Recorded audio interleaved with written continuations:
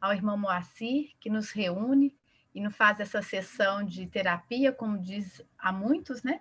Que esse estudo acaba a gente vai se tratando terapeuticamente, através do Evangelho de Jesus, à luz da doutrina espírita.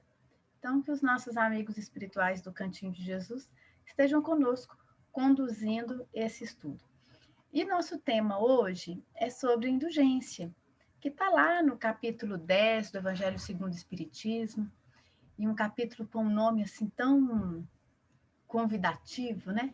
Bem-aventurados os que são misericordiosos. Olha que bacana.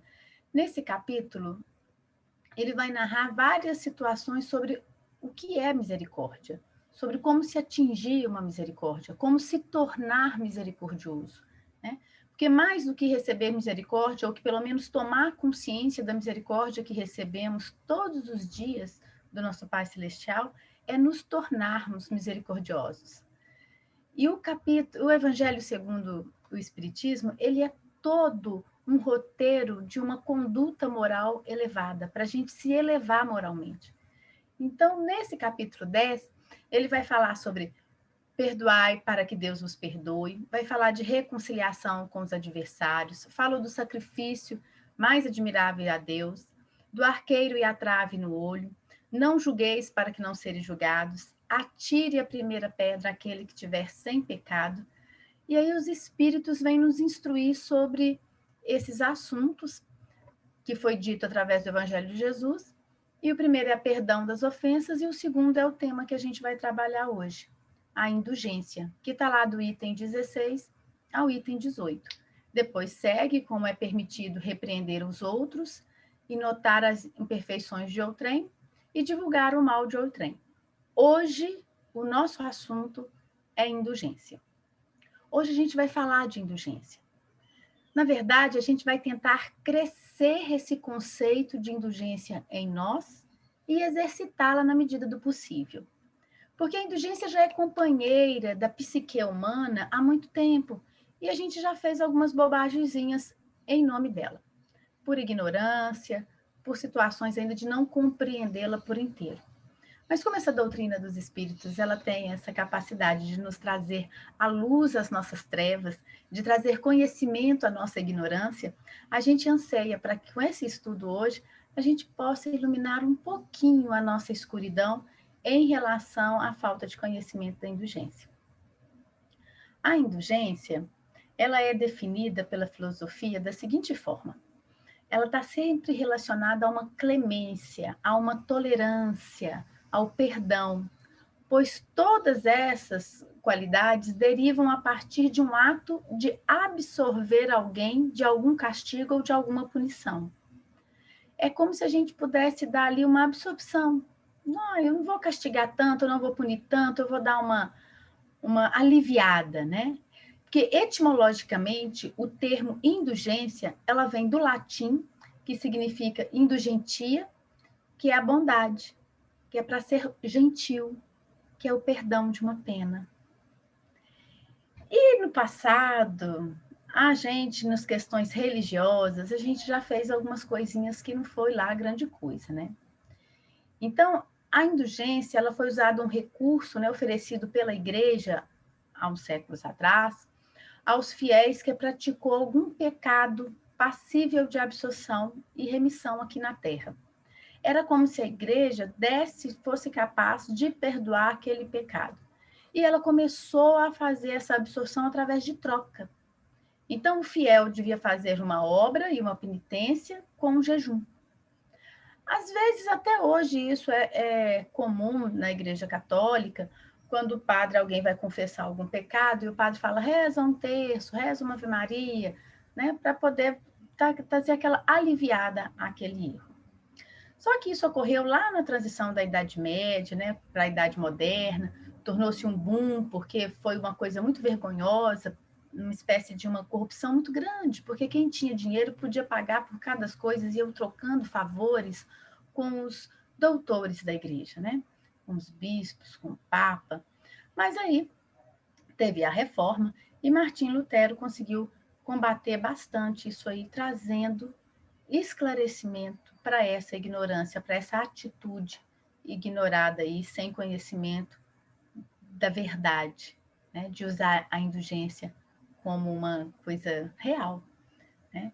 Então, isso é algo que a gente vive. Mas nós, até hoje, não podemos, assim, falar, comentar a Igreja Católica como se nós não fôssemos assim, porque isso ainda está na nossa psique humana ainda.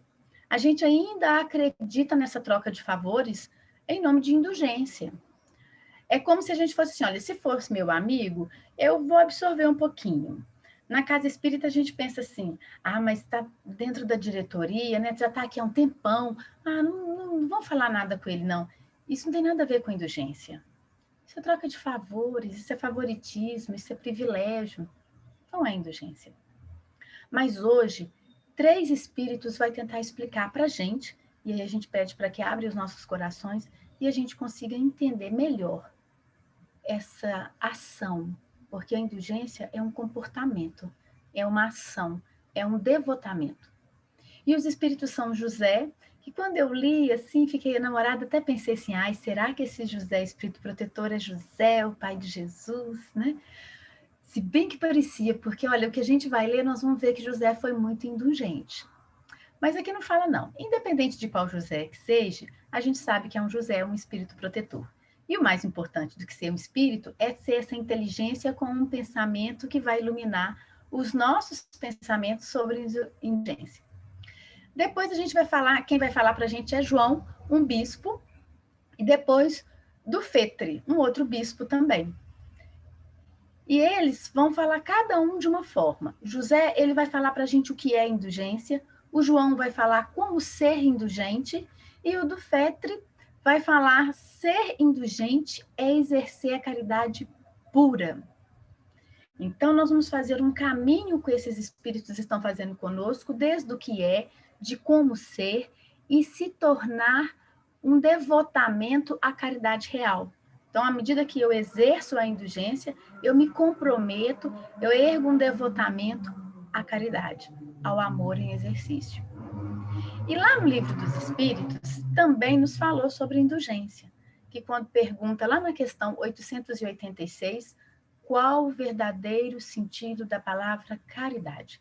Como entendia Jesus? E aí a gente conhece que tem o BIP, que é a benevolência para com todos, indulgências para com as imperfeições dos outros e perdão das ofensas. E é essa indulgência para com as imperfeições dos outros é que a gente quer entender bem. Sabe para quê? Para que, se possível, a gente praticar dentro do nosso lar. Daqueles espíritos que se comprometeram conosco em evoluir junto com a gente. Então, é para isso que hoje a gente está aqui, para entender um pouquinho mais de indulgência.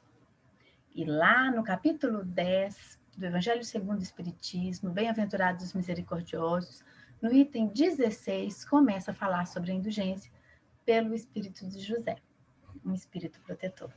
E ele vai dizer assim para a gente: espíritas, queremos falar-vos hoje da indulgência, sentimento doce e fraternal que todo homem deve alimentar para com seus irmãos, mas do qual bem pouco fazem uso.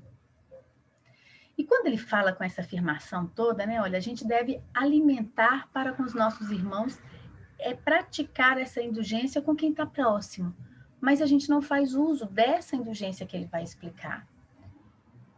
E eu pensei, será que a gente não faz? Poxa, a gente gosta tanto dos nossos, né? Até mesmo pelo orgulho, pelo egoísmo ali de ficar perto com os da família, né?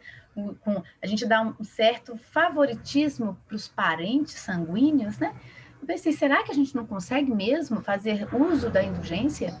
Porque quando é filho a gente perdoa, quando é o do vizinho a gente condena. E eu falei, será que não? E eu fui lendo e ouvindo o que José estava nos dizendo, e eu percebi que a gente precisa fazer um esforço e com muita atenção e dedicação, porque é possível atingir essa indulgência. Mas olha como que a gente ainda não estava preparado para entender. Então, o que é essa indulgência? José vai falar lá. A indulgência, o que é? Ela não vê os defeitos de outrem. Aí eu penso, é muito mais fácil eu ver os defeitos de casa do que os defeitos de fora, porque de casa eu convivo bem próximo. E eu sei apontar cada um o defeito dos meus irmãos. E às vezes, em algumas circunstâncias, às vezes de discussões, é a primeira coisa que sai, né? Parece que é a arma que a gente tem, né? E aí a gente, pum, já fala o defeito do outro. Assim, como se a gente não tivesse defeito algum, né? Então ele fala, olha, essa atitude nossa não tem nada a ver com indulgência, a gente está longe, porque a indulgência, ela não vê os defeitos de outrem. Aí, vamos supor, vê. Aí fala assim, ó, ou se os vê, evita falar deles e divulgá-los. Aí, vamos pensar. Eu falo das dificuldades e das limitações daqueles que andam comigo, e se falo, né? Se eu vejo, eu falo, ou divulgo, conto para alguém, porque aí a gente fala assim, não, mas é porque eu só estou preparando para a pessoa entender como é que é aquela personalidade. Não, isso é falta de caridade mesmo. Isso é falta de indulgência. José continua, ao contrário, oculta-os, a fim de que se não tornem conhecidos, senão dela unicamente. Quer dizer, se eu já encontrei um defeito em alguém, mesmo alguém ali próximo, eu vou contar para ninguém, não. Eu vou ocultar, só eu que vi. Para que o outro precisa ver? Eu me recordo que uma pessoa da minha família, né, uma anciã, ela gostava muito de falar assim, eu falo para preparar, às vezes até para o namorado que estava vindo, né, ou alguém que ia casar, e ela falava assim, olha, essa minha filha aqui faz isso, isso, isso, isso. Eu falava, gente, mas por que está falando assim para ele? Eu falo porque se casar vai falar, olha, a mãe sabia e não me contou. Então eu preparo. E às vezes ele até com aquela intenção de que estava fazendo bem, mas não é bem. A nossa visão do bem ainda é muito distorcida. E a indulgência verdadeira é aquela quando eu reconheço as limitações dos outros, as faltas dos outros, os erros dos outros, mas não tenho nenhuma alegria em divulgar e nem de comentar com quem quer que seja. Porque se eu já vi, eu rogo a Deus força para aquela criatura superar aquilo quanto antes. E ele ainda continua. Se a malevolência os descobre, tem sempre pronta uma escusa para eles. Escusa plausível, séria, não das que com aparência de atenuar a falta, mas a evidenciam com pérfida intenção. O que ele está falando? Se alguém ali está comentando aquele defeito, aquele erro, aquela falta de alguém, eu vou ter uma explicação para aquela falta. Não é uma justificativa e nem é uma falsa explicação. Ah, todo mundo erra também, ah, ninguém é perfeito. Porque a gente adora passar um verniz como se a gente fosse bonzinho. Mas é quando a gente realmente entende o que é uma limitação e não simplesmente um erro. Só porque a pessoa teve prazer em errar, tem prazer em fazer o mal. Então, José está explicando para a gente que quando alguém está falando e descobre uma falha, um erro, e vai falar aquele erro, se você vai usar de indulgência para com as pessoas, inclusive para quem está falando, encontre uma explicação real, justa. Não é uma justificativa, mas uma explicação você consegue entender o que leva determinadas pessoas não serem perfeitas ainda. E ainda ter dificuldade de superar aquela determinadas circunstâncias e situações que ainda traz nela uma certa escuridão, uma certa ignorância. José fala que indulgência, ela não se ocupa com os maus atos de outrem, a menos que seja para prestar um serviço. Mas mesmo neste caso, ele tem um cuidado de atenuar tanto quanto possível. Para não ficar jogando na cara de ninguém a limitação e a fraqueza do outro, o erro que o outro fez, e eu estou aqui para te estender a mão porque você está muito mais baixo do que eu.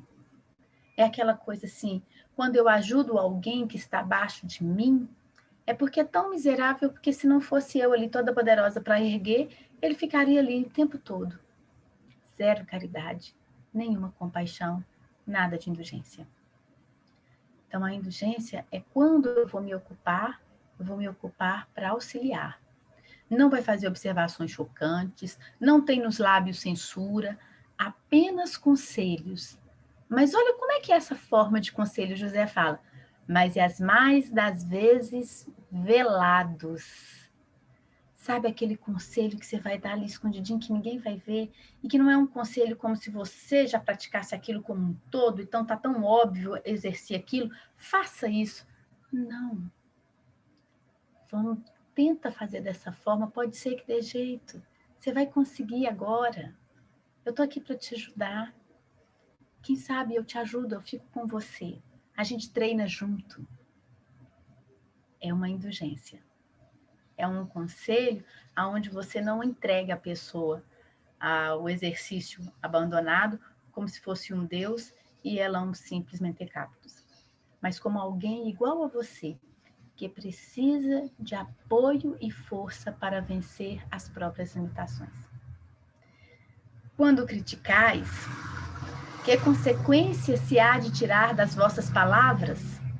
E a gente vê, gente, como a gente critica o tempo todo, sem proveito algum de nada. Criticamos colegas, pais, parentes, governo, empresas, tudo, sem tirar proveito algum. Há de que não tereis feito o que reprovais, visto que estáis a censurar, que valeis mais do que o culpado. A gente critica como se a gente não fizesse nada, ou como se nós não estivéssemos envolvidos naquele erro ou naquela limitação. E nós não valemos nada mais do que aquele que é culpado, do que aquele que pratica, porque nós também temos muita escuridão para se iluminar em nós. Temos muita ignorância para trazer entendimento. Fazemos muito errado sem perceber. Muita coisa errada a gente faz inconsciente. Como não está na consciência, a gente acha que a gente não está fazendo nada de errado. Então, a gente tem que trazer para a consciência e entender e fazer a leitura do outro e do ambiente com essa indulgência de zero condenação, mas de 100% de compreensão. Compreender não é tornar-se cúmplice do erro, mas é ganhar uma força a mais para fazer esse erro, para vencer esse erro, para superar esse erro. E às vezes a gente tem muito medo de se comprometer com aquele erro, porque é tão errado quanto de se envolver e começar a fazer. Né? Imagina essa questão lá, quando nós estávamos trocando indulgências, fazendo favores e até ganhando questões monetárias, falando que estávamos, então, recebendo esses bens para ganhar indulgências no céu. Nós fazemos isso, de alguma forma, ainda hoje. De uma forma mais sutil, mais discreta. Mas onde é que a gente anda fazendo desse jeito? Se nós não estamos fazendo essa indulgência que José está apresentando que é. Ele ainda faz um clamor, dizendo: ó homens, quando será que julgareis os vossos próprios corações, os vossos próprios pensamentos, os vossos próprios atos, sem vos culpardes, sem se vos ocupardes com o que fazem vossos irmãos? Quando só tereis olhares severos sobre vós mesmos? Então, a nossa relação com o olhar para o outro é sempre uma atitude, deveria ser, de espelho. Se eu estou vendo essa dificuldade, essa limitação, eu tento compreender, porque compreendendo o outro, eu compreendo a minha limitação. Porque o outro nada mais é do que um espelho de mim. E aí eu vou tentando desenvolver essa indulgência, fazendo esse esforço, esse exercício de me tornar indulgente. Ele continua: sede, pois, severo para convosco, indulgente para com os outros.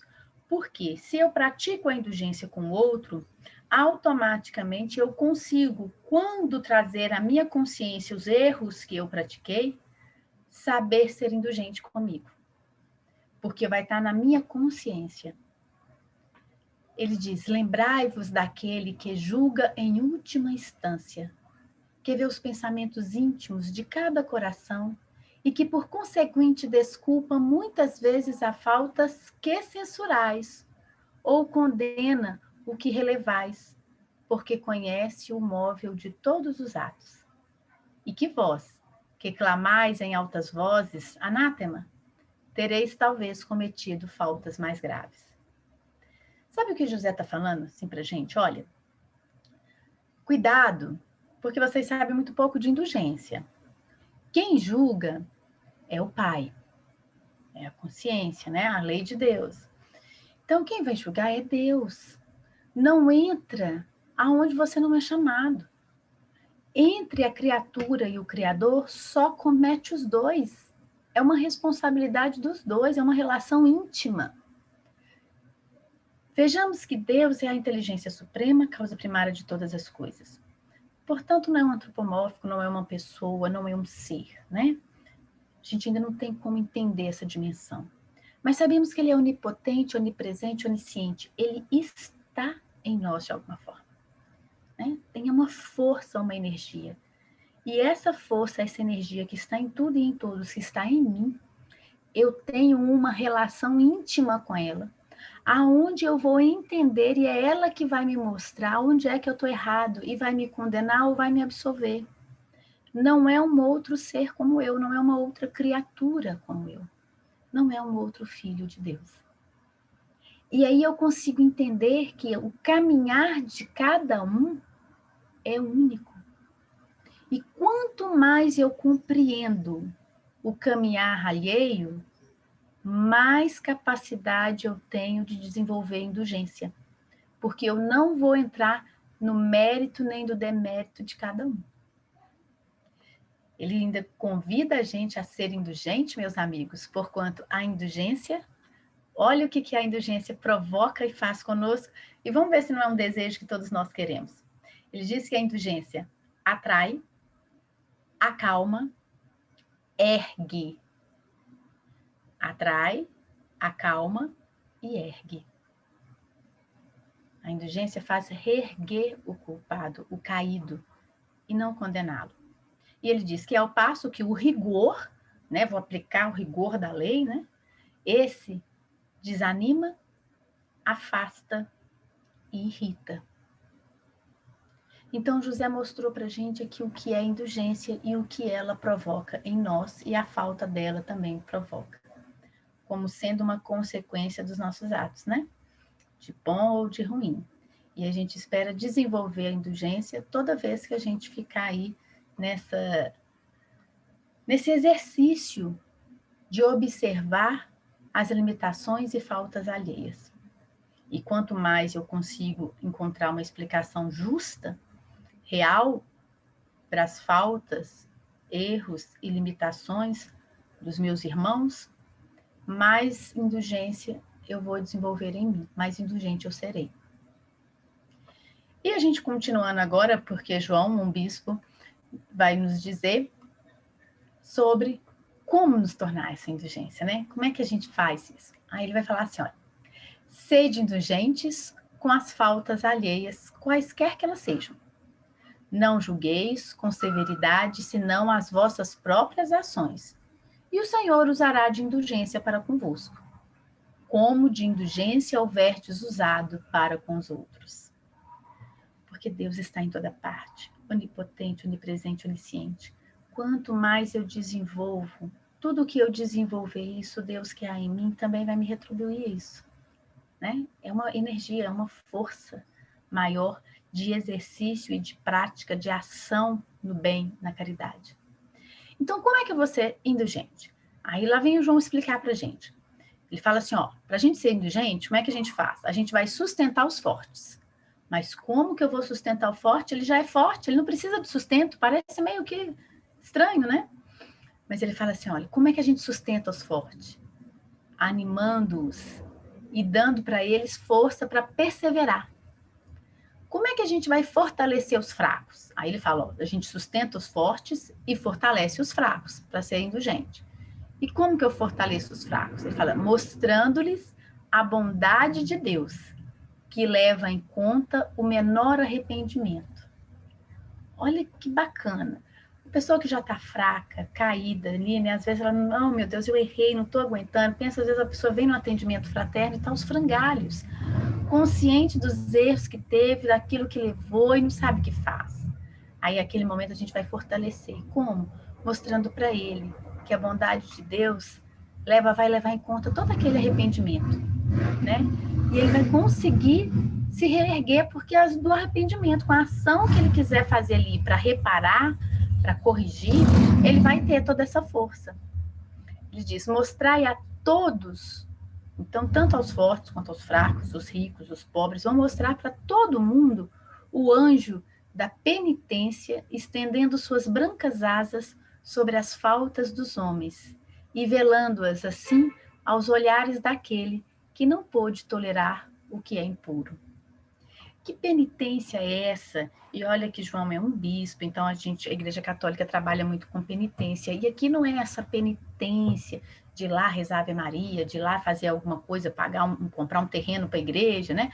Construir alguma coisa. Não. Essa penitência é o compromisso que a gente tem de corrigir o erro praticado, de superar a limitação. Então, é um envolvimento íntimo que a gente traz conosco, movido após o arrependimento. Porque não adianta eu arrepender e não tornar força para poder consertar. Ele diz: compreendeis todos a misericórdia infinita de vosso Pai, e não esqueçais nunca de lhes dizer pelos pensamentos, mas sobretudo pelos atos, perdoai as nossas ofensas, como perdoamos aos que nos hão ofendido. Vamos agir dessa forma.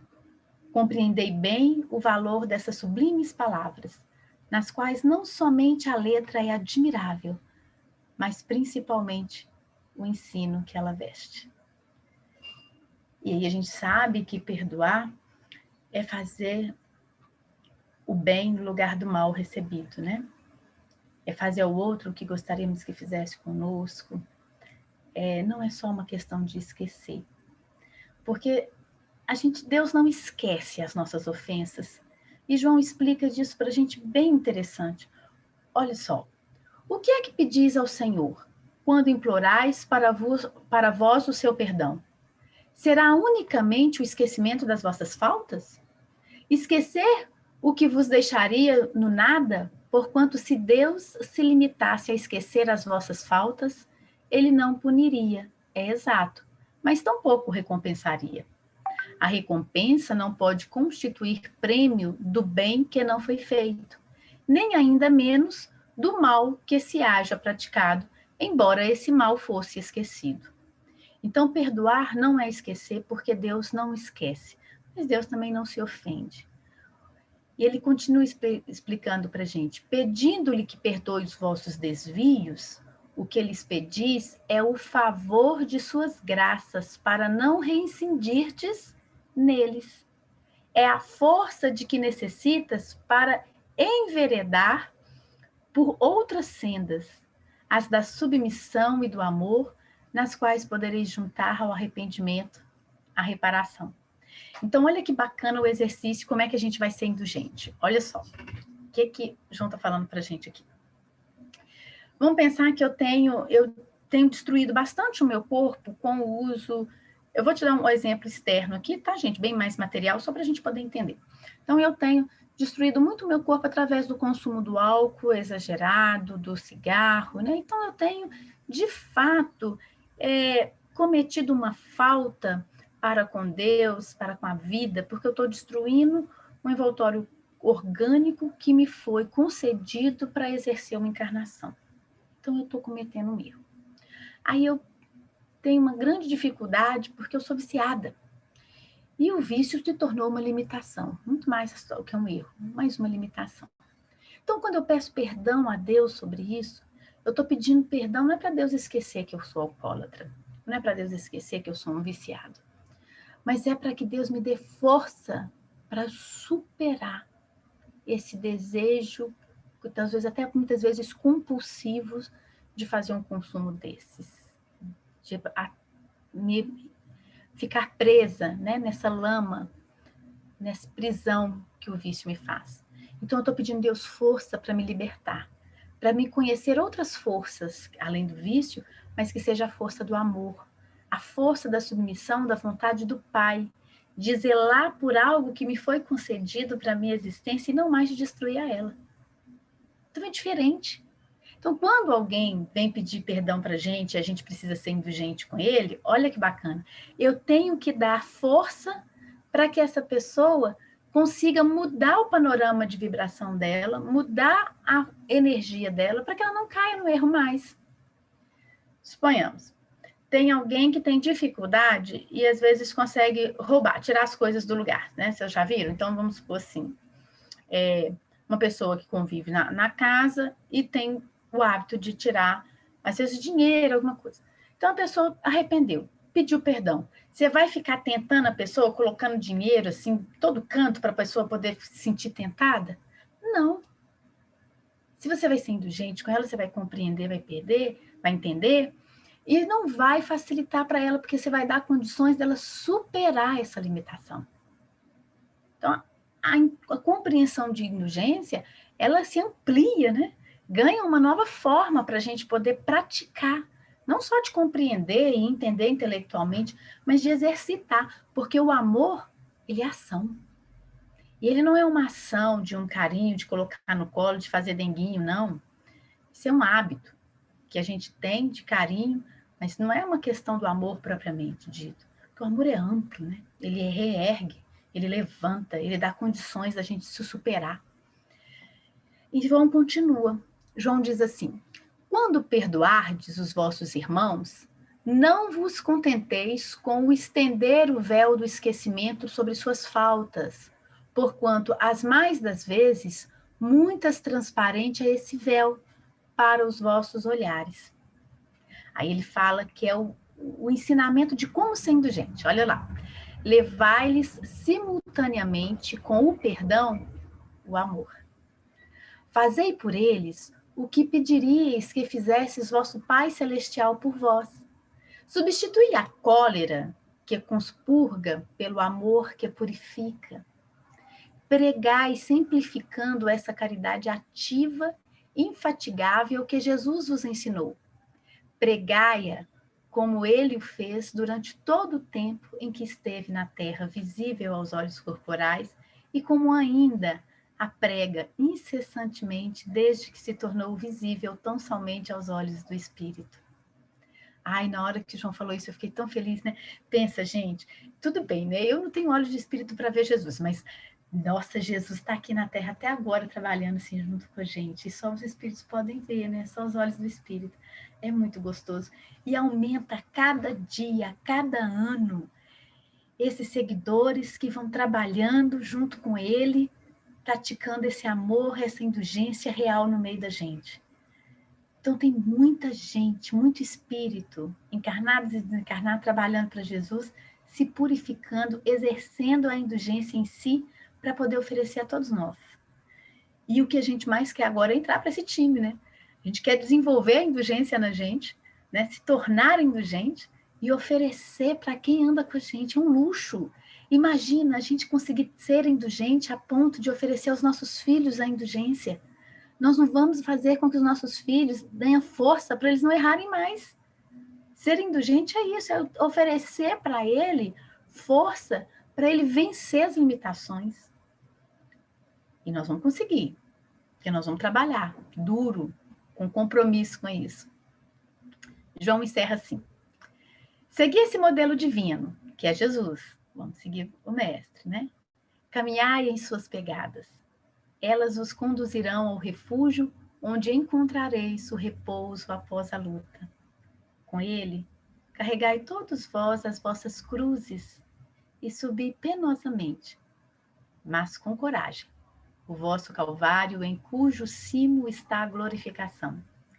Ele não está falando aqui que vai ser um mar de rosas, que ser indulgente é um exercício, é carregar as nossas cruzes, as cruzes das nossas limitações, dos nossos erros, daqueles erros inconscientes, tentar trazer o erro inconsciente para o consciente, observar por que do meu lar não está tão feliz, então eu estou fazendo muita coisa errada, deixa eu ver o que eu posso reparar, deixa eu perdoar quem me fez algum mal, ser indulgente, compreender qual que é o erro daqueles que andam comigo, que estão cometendo, como eu posso dar a eles uma contribuição de força para eles superarem as suas limitações?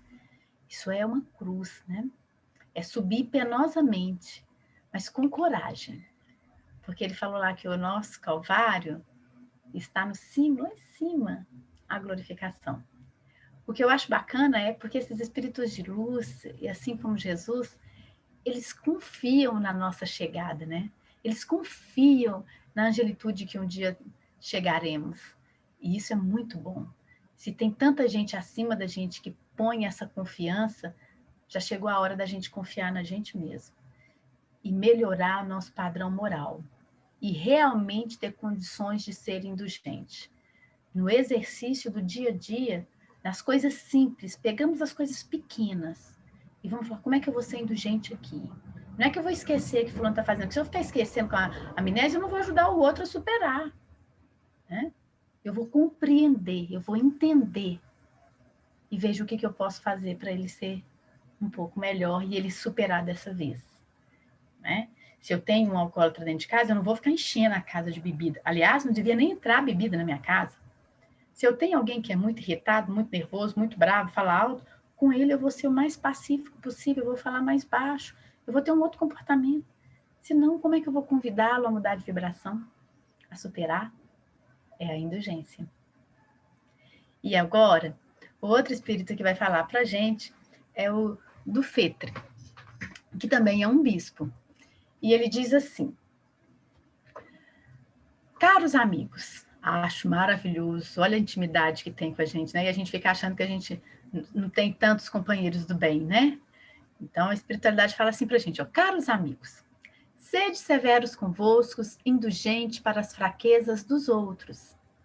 É esta uma prática da santa caridade, que bem poucas pessoas observam. Todos vós tendes maus pendores a vencer. É verdade. Quanto se a gente começar a preocupar com os nossos maus pendores que a gente tem para vencer, nós vamos ter que ser muito mais, compreender muito mais os pendores alheios, né? Então ele fala, ó, todos vós tendes maus pendores a vencer, defeitos a corrigir, hábitos a modificar, todos tendes um fardo mais ou menos pesado a alijar, para poder descalgar o cume da montanha do progresso. E nós vamos progredir. Por que, então, a vez de mostrar-vos tão clarividentes com relação ao próximo e tão cego para com a relação de vós mesmos? Quando deixareis de perceber nos olhos de vossos irmãos o pequenino arqueiro que os incomoda, sem atentardes na trave que, nos vossos olhos, vos cega, fazendo-vos ir de queda em queda? Quando a gente vê uma limitação de alguém, um defeito, um fardo, né? Um defeito a corrigir, um pendor a vencer, um hábito a modificar, que possamos compreendê-lo. E se não pudermos fazer nada, que façamos uma prece para que ele vença.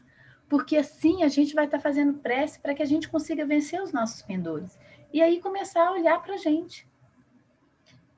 Crede nos vossos irmãos os espíritos. Ele está falando, olha que essa doutrina espírita, esses espíritos benevolentes, trabalhadores do Cristo, veio agora para explicar para vocês o que é indulgência. Crede neles. E continua, todo homem bastante orgulhoso para se julgar superior em virtude e mérito aos seus irmãos encarnados é insensato e culpado. Eu vou repetir porque é forte, né? Todo homem bastante orgulhoso para se julgar superior em virtude e mérito aos seus irmãos encarnados é insensato e culpado. Fica aí achando que você vai ficar corrigindo todo mundo, vai ficar apontando o erro de todo mundo, vai falando, eu perdoei, né? Mas isso está assim, está assado. Falando, ó, você que está se sentindo superior é um insensato e culpado. Deus o castigará no dia da sua justiça. Não é esse castigo que a gente imagina, porque a gente entende que é uma linguagem de um bispo, de alguém que vem com uma cultura católica, que tem essa questão da punição, do castigo, né? Então, a gente entende isso, mas não é esse castigo, não. É a consequência do ato. Se eu condenei e julguei, eu serei condenado e julgado, né? Então, é algo simples. E ele fala, O verdadeiro caráter da caridade é a modéstia e a humildade. E lembrando que humildade não é se fazer menor do que é, mas é saber a sua real condição, sua real posição. Não é saber que você... sabe aquela falsa humildade que a gente tem, né? Não, eu não tenho nada, não. Olha, é saber a sua limitação real e a sua potência real, né? Sua modéstia é porque você vai reconhecer que vai ter sempre alguém muito melhor que você. Você não está no topo. Ninguém está. O topo nosso aqui, de moral, é Jesus Cristo. Então, nós não estamos no topo. Nós estamos no caminho. Há caminho. Então, vai ter gente abaixo, vai ter gente acima. Isso não é mérito nem favor de ninguém. É condição de todos que estão no caminho. Estamos em posições diferentes. Somos responsáveis por aqueles que estão abaixo, para exercer o trabalho e assim auxiliá-los a reerguer. E estamos recebendo a misericórdia e o apoio de quem está acima de nós, para nos ajudar a levantar e a reerguer. Não é? Então, a condição de todos nós é a mesma. E aí ele fala, o verdadeiro caráter da caridade é a modéstia e a humildade, que consistem em ver cada um apenas superficialmente os defeitos de outrem. Então eu vou ver os defeitos de forma superficial e vou esforçar-me, ele fala, esforçar-se para fazer que prevaleça o que há nele de bom e virtuoso. Então, olha, ele tem tantos defeitos, mas bem superficial. Mas o que ele tem de bom? Eu vou esforçar para que isso crie vigor, para que isso fortaleça, para que isso seja dado com todo amor, com toda força. E ele fala, porquanto, embora o coração humano seja um abismo de corrupção, sempre há em alguns de suas obras mais ocultas o germe dos bons sentimentos, centelha vivaz da essência espiritual. Sabe o que ele está falando para a gente, gente? Que todos nós temos o germe dos anjos, que seremos angelicais. Então, por mais que o nosso coração esteja corrupto, por mais que a gente esteja nadando na lama, tem alguma coisa ali que a gente consegue acessar para continuar o nosso destino à angelitude. E é isso que a gente tem que buscar em nós e nos outros. Aonde eu posso tocar em mim, na minha essência, em algo que eu posso fazer que vai me fortalecer esse destino, que é a angelitude. Mas é um destino, não é hoje, mas é alguma coisa que eu já posso tocar e me tornar motivado a ir em busca desse meu caminho, desse meu destino. E ele agradece ao Espiritismo com uma força assim tão grande, porque essa doutrina nos abre os olhos, né? E ele fala, Espiritismo, doutrina consoladora e bendita. Felizes dos que te conhecem e tiram proveito dos salutares ensinamentos dos Espíritos do Senhor. Agora é que é o barato, né? Felizes os que te conhecem. Hoje podemos dizer que muitos conhecem o Espiritismo, de alguma forma. Mas será que todos nós que conhecemos essa doutrina bendita e consoladora, a gente de fato consegue tirar proveito dos salutares ensinamentos desses espíritos que trabalham para Jesus, desses espíritos superiores? E tirar proveito é praticar, é vivenciar, nem que seja para pagar para ver, nem que seja só para provocar, para ver se funciona, né? Então a gente precisa praticar, porque senão nós não estamos tirando proveito.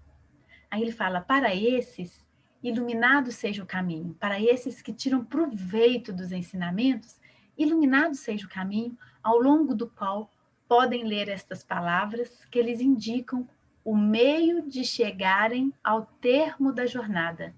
E qual que é o termo da jornada? Caridade prática, caridade do coração, caridade com o próximo, caridade para consigo mesmo, numa palavra, caridade para com todos e amor a Deus acima de todas as coisas. Porque o amor de Deus resume todos os deveres e porque impossível é amar realmente a Deus sem praticar a caridade, da qual fez ele uma lei para todas as criaturas. A caridade é uma lei para todas as criaturas. E entender caridade é entender indulgência. Ser indulgente é exercer caridade. E quem nos compara, para explicar bastante um exemplo para a gente, né? Entender como exemplo, é Emmanuel, no livro Joia, na lição 20, intitulado Raio do Sol. Emmanuel compara a indulgência, para a gente que quer ser indulgente mesmo, ele fala assim, observa o raio do sol. Nota que a natureza sempre vai nos dar um ensinamento maravilhoso de desenvolvimento moral. Quando a gente observa a natureza, quando a gente olha para a natureza, que são criaturas de Deus, que estão sempre dispostas no mundo e no planeta, e em todo o universo, em favor de uma união de tudo e de todos, ela sempre vai nos dar um exemplo de desenvolvimento moral. Porque o Criador é perfeito, ele fez tudo isso para que a gente se tornasse um só. Né? Então ele fala, observa o sol. Emmanuel diz que quando a gente pensa lá no sol, o sol ele dissipa da treva noturna a face à terra.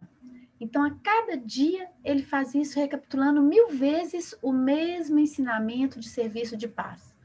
Todos os dias o sol nasce. Todos os dias os raios de sol aparecem.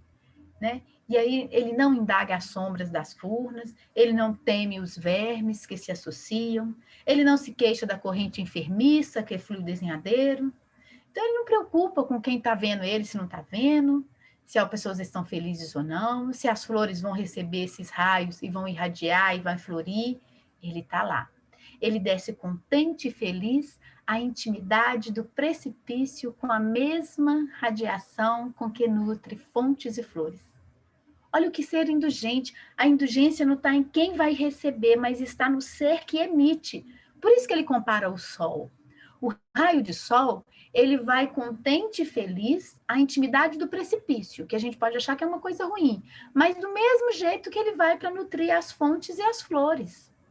Não tem privilégio.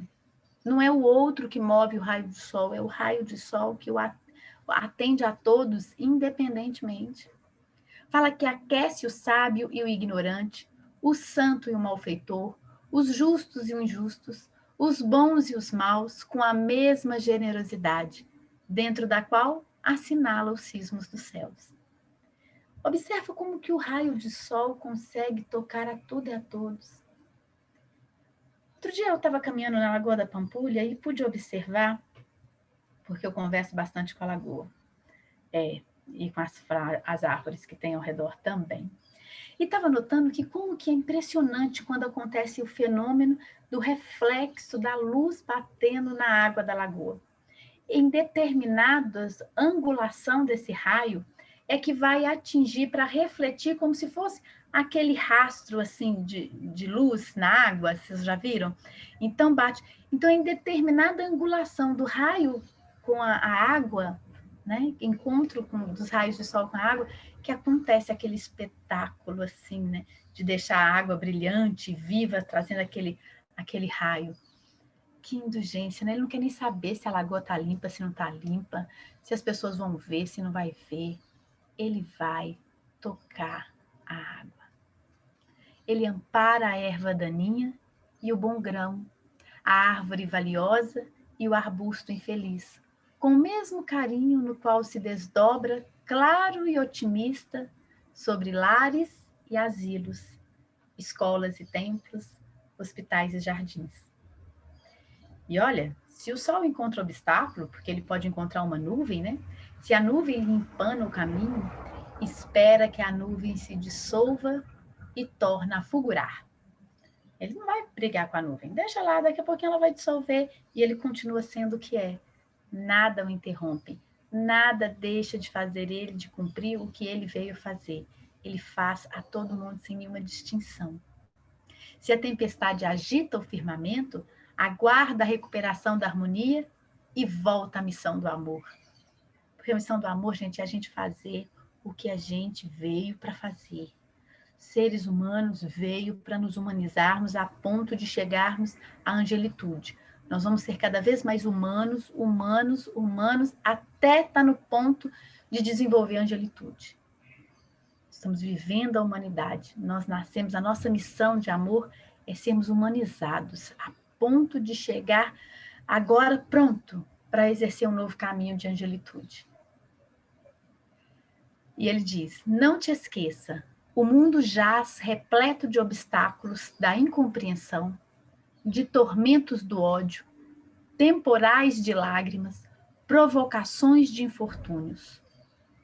Aqui, em vales de sombra, medra o escalbracho da discórdia.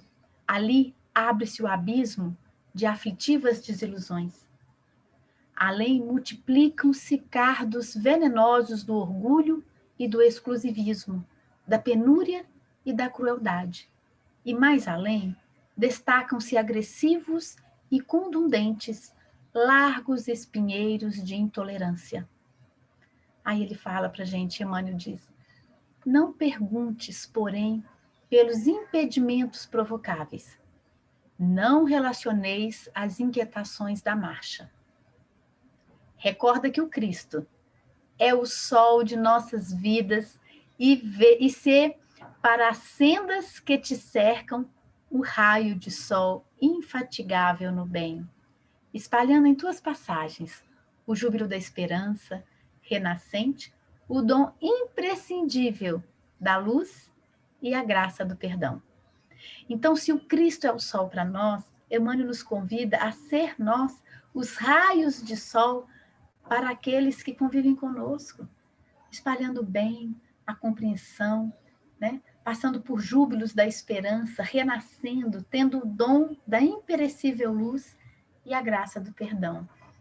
E assim a gente será indulgente, né? Que é muito importante. Não essa indulgência intelectual, de falar que a gente esquece o perdão, de que esquece um hábito, né? Um erro. Não, eu não estou preocupada com aquilo, não. Não é questão de estar preocupada. Eu observei o ato que fez comigo. Eu compreendi o agressor. Eu entendi a limitação dele. O que ele passa por aquilo.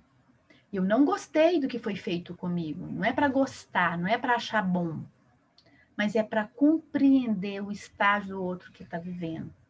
E para assim a gente entender quando a gente comete os próprios erros e falar, poxa, eu preciso sair disso aqui. Quem é que pode estar comigo e ser indulgente a ponto de me fortalecer para não me deixar cair mais nesse abismo que me encontra agora? Então, ser indulgente é compreender o abismo que o outro se encontra e esforçar para dar a ele condições de sair dali, sem julgamento, sem recriminar, sem condenar, sem sair contando para todo mundo, sem fazer disso um estardalhaço, mas compreendendo como um processo natural de desenvolvimento daquele ser que está saindo da animalidade, passando pela humanidade, desenvolvendo o lado humano, para ponto de chegar a começar a poder exercer as ações angelicais, né? Aí para um outro estágio. Então é uma passagem, é um caminho onde eu compreendo a posição de cada um, inclusive a minha. E se eu tiver de ser bem rigorosa, que eu seja rigorosa comigo, não de punição, nem para me fazer, mas é para mim ter um rigor. Aonde eu busco forças que compreenderão a minha posição e que me ajudarão a reerguer de onde estou, para não me comprometer com esse erro mais. Não é um perdão que as pessoas esqueçam o que eu fiz, mas é que as pessoas me auxiliem a sair de onde eu me coloquei, a não ter mais o vínculo do vício, não ter comprometimento com a agressividade. Gente, não adianta a gente querer se isentar e dizer que nada temos com a agressão. Nós viemos de um mundo animal, de um reino animal, de um reino onde o instinto predominava e um desejo de um cérebro que até hoje o cérebro humano é assim, né? A gente deseja dormir, comer, fazer sexo e ficar o máximo relaxado possível. E no animal, quando essas coisas eram ameaçadas, ele agredia na fase animal. Na fase animal, o cérebro animal também quer a mesma coisa. E quando qualquer ameaça disso aqui comprometia ele agredia. E veja nós, basta estarmos com sono ou com fome que o estado nervoso muda por completo. Então, nós precisamos entender em qual posição nós estamos e aqueles que convivem conosco, que nos feriram, que nos ofenderam, que a gente acredita, né, que foram eles, mas que a ação deles lembrou de nós, estatou em nós uma ofensa, que a gente possa compreender como é que essa ofensa chegou até mim. Ah, é um erro? Ah, tá, é um erro. Matar é errado. Ninguém vai ficar a favor de assassino. Matar é errado? É errado, é erro. Eu perdoo? Perdoo. Mas como é que é isso, perdoar? Eu vou esquecer que ele matou meu filho? Eu vou esquecer que matou meu pai? Até as nossas leis precisam trabalhar a esse ponto para fazer com que o indivíduo se desvincule daquele compromisso agressor para que ele não agrida mais. E não simplesmente que receba uma punição ou uma privação que a gente não sabe quando sair de lá há 30 anos. Sai de lá há 30 anos e o que vai garantir que aquela pessoa está renovada? Então, que a gente compreenda que a salvação é aquele culpado, é encontrar uma forma de se sair do compromisso que ele tem com o erro e se comprometer com o amor. Como é irmão Moacir, né, gente? A gente está aqui quase que um momento de terapia. Eu posso falar uma coisa aqui para vocês, assim, de uma experiência vivida? Eu passei já algumas vezes na delegacia de mulheres, né? E estava lá uma mulher conversando comigo, e sabe, a gente fica lá acalmando todo mundo. E aí ela comentou que o agressor dela já tinha sido preso, agora ele estava com a tornozeleira, e quando ele deixa a bateria da tornozeleira acabar, né, falhar, aí o pessoal da polícia avisa para ela que eles não estão vendo sinais. E liga para ela, e ela fica feito doida, porque ele vai para trás dela. E aí já tinha arrombado o portão dela e tudo, né? Aí a gente pensa, olha, o exercício da lei foi feito? Foi, da lei dos homens? Foi. Ele já tinha sido chamado pelo juiz, já tinha sido preso, agora estava com a tornozeleira, porque não vai caber, se a nossa justiça quiser colocar todos nós que agredimos na cadeia, nós não vamos ficar livres, gente. Não vai ter ninguém livre, porque a gente agride o tempo todo, né? E qual que é a salvação? A salvação é a pessoa entender. E ela estava lá muito fragilizada, né? Mostrando, e eu falei, meu Deus, o que consegue parar esse homem? Só se ele se comprometer com o amor divino. É a solução para todas as nossas agressões, que a gente vai agredir alguém, porque somos violentos, né? Violentos na fala, no pensamento, no julgamento. E a gente precisa tanto dessa indulgência, porque a indulgência é o remédio. A indulgência é o remédio para a gente pôr fim às nossas agressões, as nossas, e compreender as alheias. Porque aí eu entendo a posição daquela criatura que está totalmente dominado pelos seus instintos, em uma revolta, num comprometimento com o erro exorbitante. E o que vai fazer? Nem a lei dos homens consegue talvez mostrar para ele, mas o envolvimento com o amor. O envolvimento com alguém que pode... Isso não é porque a gente não vai denunciar, não vai usar a lei dos homens, vai usar a lei dos homens na esperança de que ele consiga acordar para se envolver com a lei do amor, né? E, como vocês sabem, eu não termino sem uma poesia, e como aqui Emmanuel falando do sol, falando da possibilidade do perdão, a gente falando da caridade, tem a trilogia da paz. E a gente sabe que a indulgência, ela provoca paz, né? Ela deixa a gente, assim, para refazer, para se reerguer. Então, na trilogia da paz, de Chico Xavier e Cassimiro Cunha, no livro Excursão de Paz, lição número 11, lá na página 57, tem um belo poema do Cassimiro escrito assim: enquanto o mundo se agita, clamando na inquietação, guardemos a trilogia: amor, serviço e oração. Se pareces duras a provas, conserva contigo a mão 3 remédios infalíveis: amor, serviço e oração. Calúnia e desafios, insultos do orgulho vão, fogem da estrada e se concentram: amor, serviço e oração. Para as tristezas que nascem do pensamento malsão, três recursos nunca faltam: amor, serviço e oração. Sofres o peso da angústia, se queres libertação, usa com todos e tudo amor, serviço e oração.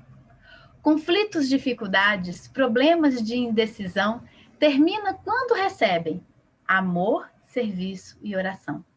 Quaisquer sombras, como sejam, desventura ou tentação, dissiparás aplicando amor, serviço e oração. Se pedirmos paz ao Cristo, ele dirá com razão: cultiva em qualquer caminho amor, serviço e oração. Com a alegria de encontrar com vocês mais uma vez, eu termino e mando um beijo para todo mundo aí.